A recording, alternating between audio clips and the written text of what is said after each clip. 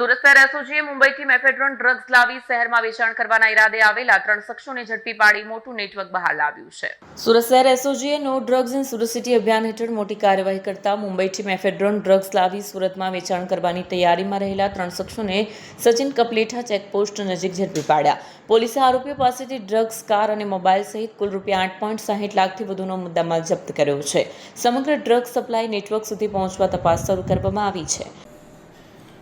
એસઓજીને એક માહિતી હતી કે મહારાષ્ટ્ર મુંબઈથી સુરતની અંદર એમડી ડ્રગ્સ ઘુસાડવાનો એક કારસો રચાઈ રહ્યો છે. એસઓજીને ઇન્ફોર્મેશન મળતા કપલેતા ચેકપોસ્ટ ખાતે એસઓજીની ટીમ ગઈકાલે રાત્રે હાજર થઈ. તે દરમિયાનમાં એક હુન્ડાઈની ગાડી ત્યાંથી નીકળી અને તેને ચેક કરતા તેની અંદરથી 52.350 ગ્રામ એમડી કે જેની કિંમત ₹1,57,000 થાય છે અને ગાડી સહિત ટોટલ મુદ્દામાલ જે છે 8,60,550નો થાય છે એ જપ્ત કરવામાં આવ્યો છે.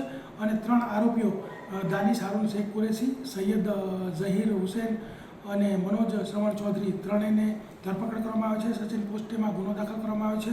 આ ત્રણેય આરોપીઓનો ઇતિહાસ એવો છે કે અગાઉ પણ સચિન પોસ્ટેમાં આ ત્રણેય વિરુદ્ધમાં NDPSનો ગુનો દાખલ કરવામાં આવ્યો છે.